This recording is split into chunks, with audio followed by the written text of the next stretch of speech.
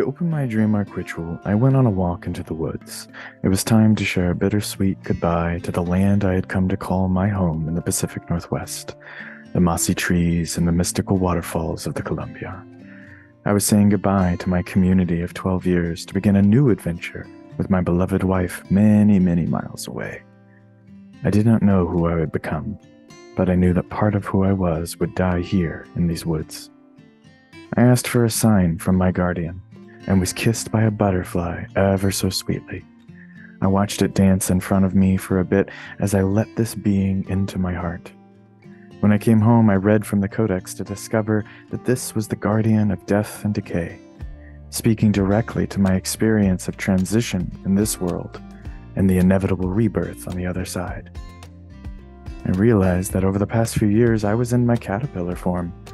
The world outside had moved on in all of its winds of change and revolution, but I did not yet have my new wings.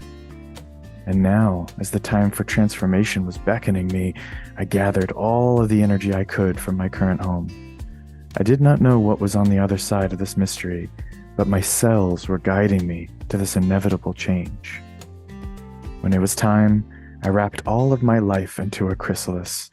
It's funny how quick the whirlwind of change needs to be at times.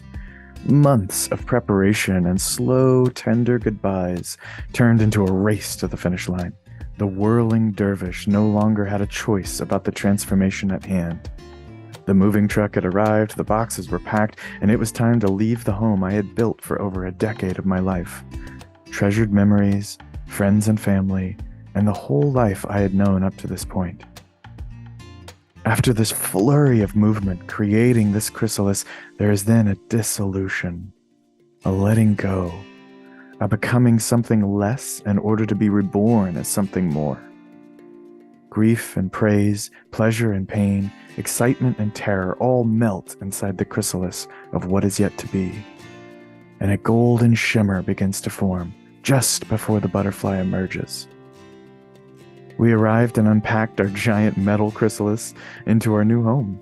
It was tender and exciting to spread our wings in a whole new world. I was terrified at times of what this new life would be like, but my guardian was there to remind me.